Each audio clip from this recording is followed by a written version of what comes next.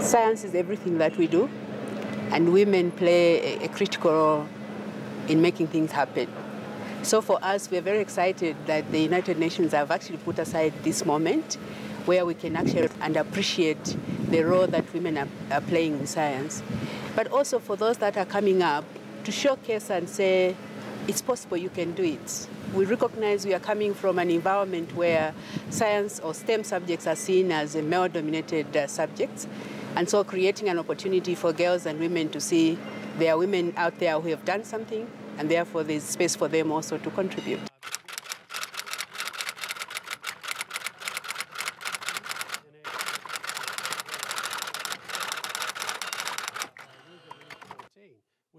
STEM stands for science, technology, engineering, and mathematics. That's essentially what the acronym is about.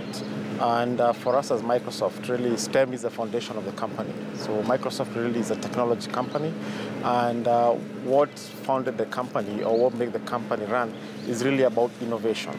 So for us, and the whole idea about innovation is about trying to address identifying problems and solving problems. And really, when you talk about science, that is what science is about. It's all about looking into ways that how can you make lives better, and how can you and so we really look at in terms of solving problems. For us as Microsoft, why we are here is because as a company, as a technology company, we really look into ways in terms of how can our technology be able to try and devolve into every single aspect of our society.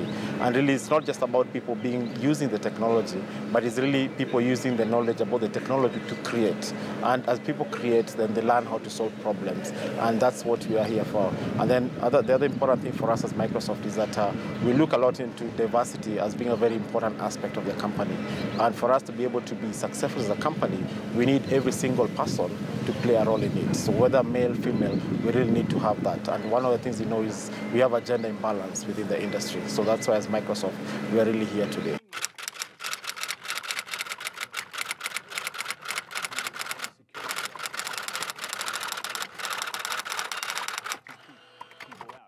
Now it's more biased to men or boys.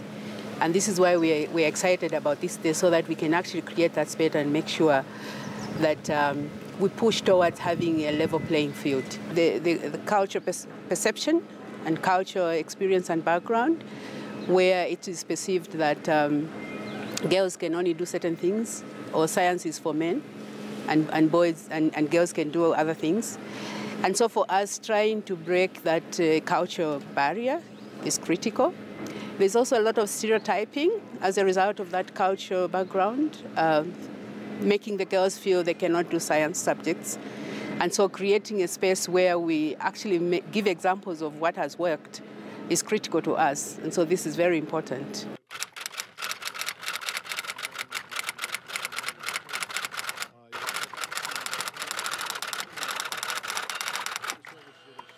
There's been a lot more disadvantage for the women trying to get into tech.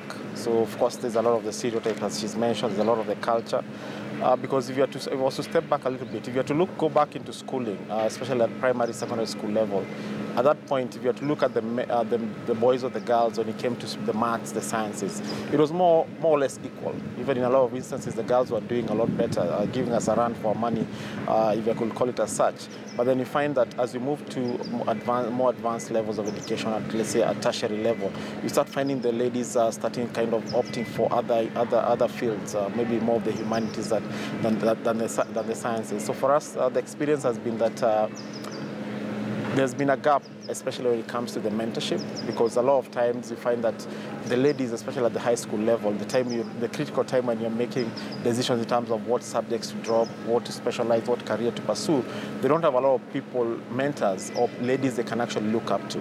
You find that the people they interact with, who are, let's say, Mrs. Scientists, tend to have the male role models. So one of the things we've seen is that there's need for interventions at probably that critical moment whereby the girls at the high school or secondary school level get to interact with the ladies in the industry. You actually get to see them because, as you know, sometimes women are not very forthcoming trying to talk about the successes. So it's in terms of where I need to encourage the women who are within the industry, who've achieved a lot, to actually go and interact with the young girls, be able to show them, well, here I am. I've gone through more or less what you've gone through, and I'm excelling within the science industry. I think for us, and that's why, for example, in Microsoft, and even that's how we started working with Fawe, whereby we have an initiative, we call it DigiGirls. So it's a mentorship program where we have women from within Microsoft and other women within the tech industry go to schools, interact with girls, spend a day with them, really talk to them about technology, career at a personal level, and have the girls be able to say, I know this person who's pursued this field, and I think I also can be able to do it.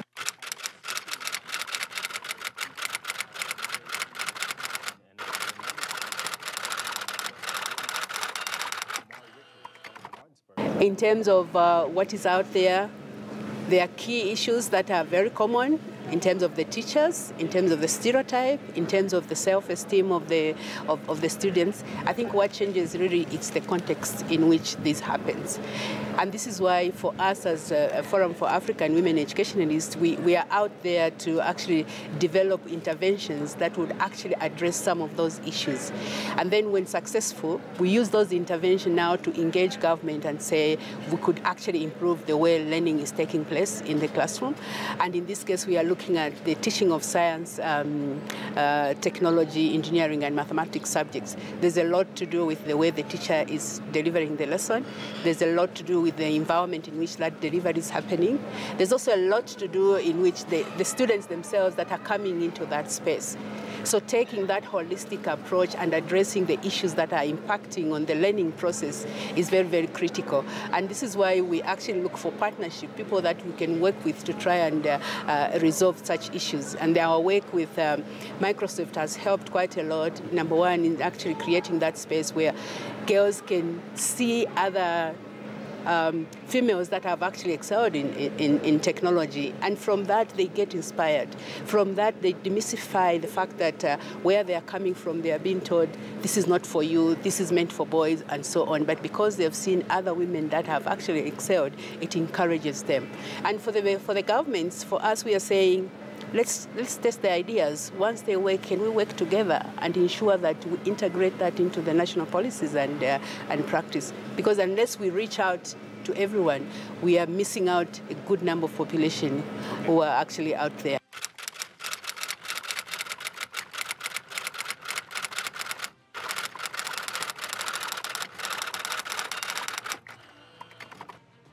The aspect of infrastructure is a challenge. I think it probably even goes beyond just compounding the challenges the girl child actually does face. But it's true because a lot of things that have to do with science, it's more, the best way to learn about it is touch and feel. So in terms of, for example, not having, let's say, enough laboratory, not having computer facilities in schools or connectivity or electricity, it could have an aspect because now it makes it a bit more difficult for you to understand because a lot of sciences are not very abstract. It probably might need you to, let's say, if it's an experiment, you actually need to mix some chemicals or do one or two other things. So it does play a huge part in terms of how to encouraging, let's say, the girls or encouraging learners to pursue the STEM.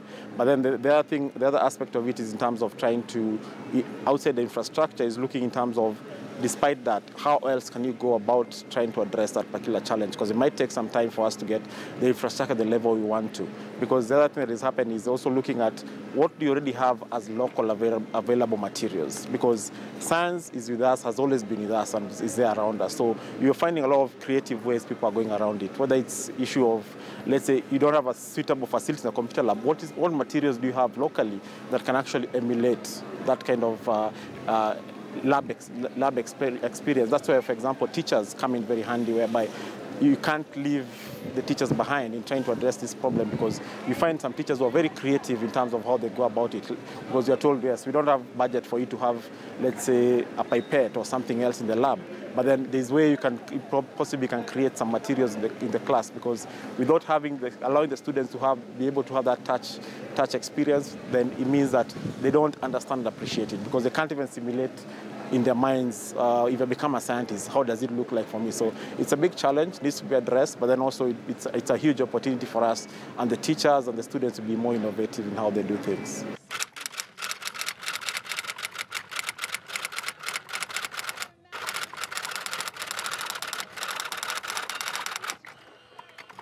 I think we we appreciate the effort that is happening, both in terms of making sure that there are policies in place and also creating a space, more space for women and girls. But there's a lot more that needs to be done. From where we are coming from, we recognize that the governments are making steps, but having a policy on its own is not enough. We'd like the government to do more. We'd like the government to put a monitoring mechanism that ensures that implementation actually happens on the ground, and so that the intended beneficiaries actually benefit from that. The other thing also is, the gender is a socially constructed practice, if I may use it that way. Right. So it takes a lot of time to actually change that practice. But we recognize that government is making every effort to make that happen. But they need to be more impressive and get all the stakeholders involved, so that when the change happens, it doesn't just happen in one particular area, but it happens holistically. It happens with the person that is implementing the policy. It happens with the person that is benefiting. It also happens with the person who is actually implementing the policy. Once we reach that, we'll see that there will be more opening spaces for girls to interact. But we appreciate what is happening.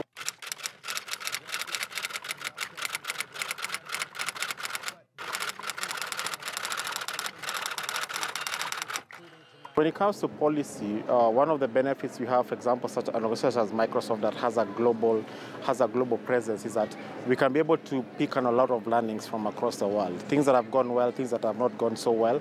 And from that, we can be able to advise, be able to encourage certain practices. So the whole idea is, we say we're in a global village, so why not learn from the people from on the other side of the village? So one of the things we're able to do is we're able to look at practices happening across the globe. Some countries who probably have similar experiences, others maybe a bit different or even more advanced, but it gives an opportunity. And then the other thing is that for us as Microsoft, we work a lot with non-profit organizations such as FAWE, who do a lot of work on the ground. So they interact with sometimes some of the most disadvantaged segment of the population. So it means that it gives us an opportunity to really test out ideas, sort of like in a small group setting, such a way that you can be able to say, when you propose that this policy needs to be in this way or needs to be crafted this way, it's based on practical experience that actually happen on the ground. And then now we can augment that with other examples coming from across the world in such a way that then it means that the policy is richer. Because the whole idea about, especially when it comes to innovation, is that sometimes policy takes some time to develop. But the thing is that it happens with innovation is happening very fast. So it means we need to be able in such a way that to be able to propose policies that are forward-looking, more than looking backwards, in such a way that the policy will be relevant for the next 5-10 years possibly, instead of having a policy that as soon as it's implemented or put in place, it's actually old. So I think that's really what we are trying to do as Microsoft.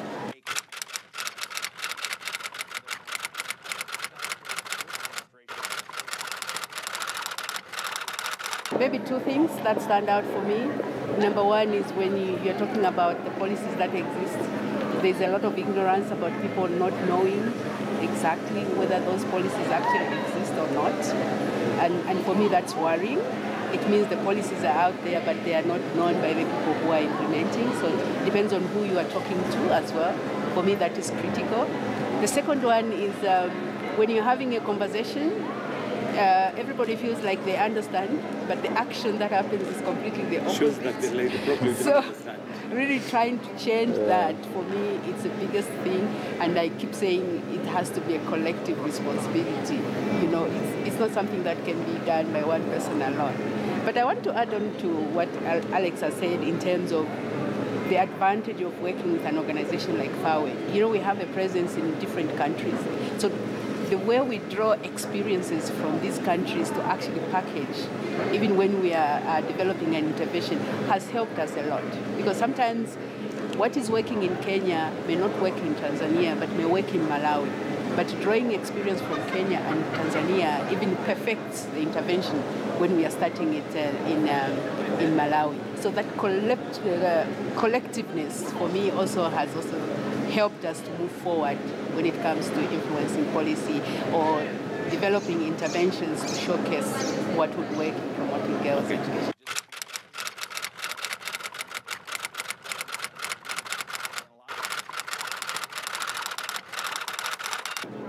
So what we do is that as Microsoft, for example, under the philanthropist program which I manage for this particular region, we do give grants, cash grants, and typically for us we support the NGOs, as we call them, or the not-for-profit organizations. And the idea about the grant is really to supplement what the organization is already doing, because now, of course, you need a bit of money to do a few things here and there. So we do provide that grant. The other thing as well is that we do encourage a lot of working in consortiums, where we have multiple organizations working, whether it could be a non-profit, it could be government, it could be another private sector, it could be the likes of the United Nations. And the idea is that the challenges we're trying to address, none of us can sort it out by ourselves. So then we're able to come together collectively and be able to see what is it that each of us can bring in place. Yeah? Some people bring in some finances, some people bring networks as well, some people bring other infrastructure, and then when we work all of us together, then it means we're able to do a lot more. Because even from this particular meeting, we're having tomorrow another session whereby we're calling it a consultative workshop. So here we're having different partner organizations coming together, all of us coming together, first of all, to look at what is the areas we specialize in, what is it that we are good at, what can we bring on the table. So and then from there, we're able to see these are the things we want to work on together, because we want to set at least, come with a number of areas we can be able to work on for the next 5 years. And then each of us is going to bring different resources. So once we do that, then we are able to as much as it's a big challenge, each of us is able to put in the little we can, and then we put it, and then we're able to solve the issue. And then the other thing is that now, for example, looking at organizations such as Microsoft, whereby we are willing to invest in areas that there's a bit of uncertainty. Yeah, it's almost like we're taking a risk. So you'll find that the kind of support we give as Microsoft to organizations such as Huawei is sort of like a seed grant to spur. Yeah, that's why the program we have, we call it Youth Spark. The idea is to spur. And then now, once people can be able to see some results, it means that we can bring, for example, governments. Because one of the things we know, governments is one of the biggest players. And once the government comes in play, then you're able to actually scale up. So that's kind of how we approach it. We put some level of funding into the program. We bring together various partners. Each of us contributes, whether it could be financial, it could be in-kind support. And then the idea is to spur a bigger action along the line.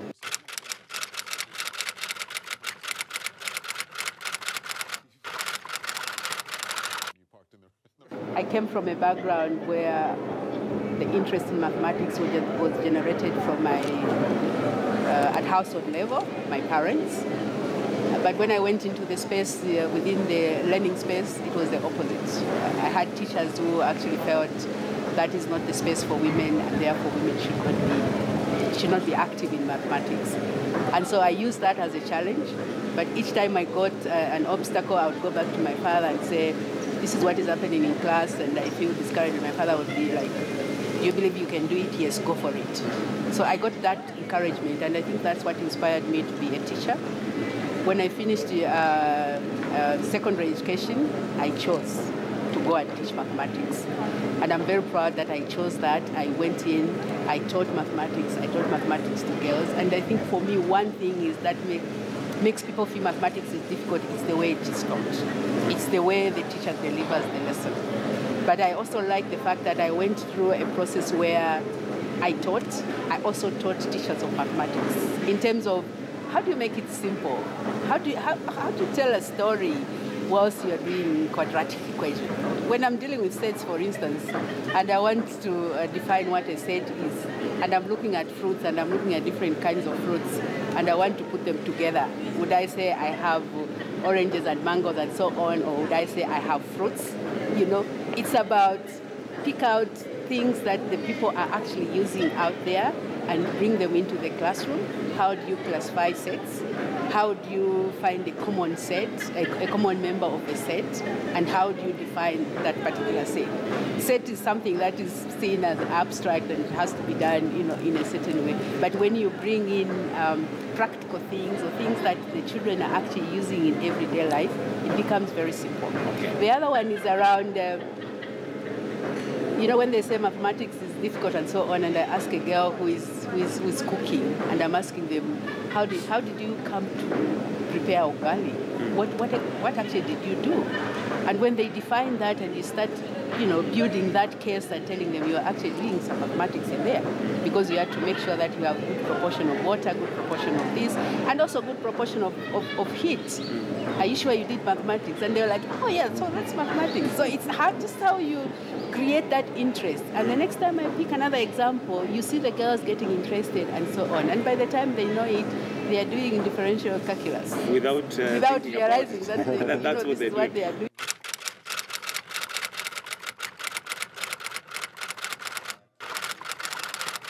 For the girls to see themselves as being creators and being innovators. They can be the person who creates the next innovation. And there's no reason they can't do that. And the good thing with some of the advances in technology is that it gets simpler. The irony of it is that as the technology gets more complicated, it actually gets easier for the person to use. So it means that even if you have shortcomings in infrastructure, they literally have. Even if you have access to computer labs, a computer somewhere in your school once a week, it's all that you need, because now, especially with the internet, once you get into the internet, you can do literally anything. So I think it's asking the girls to look at themselves